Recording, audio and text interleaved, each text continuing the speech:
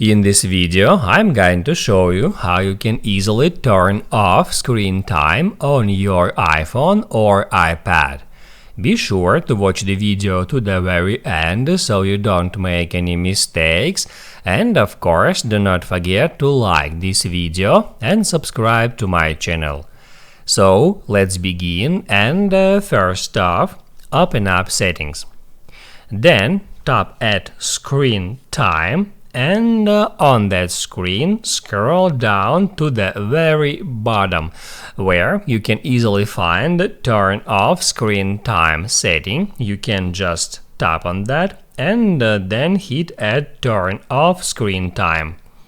That's it. I have just turned off screen time on my iPhone.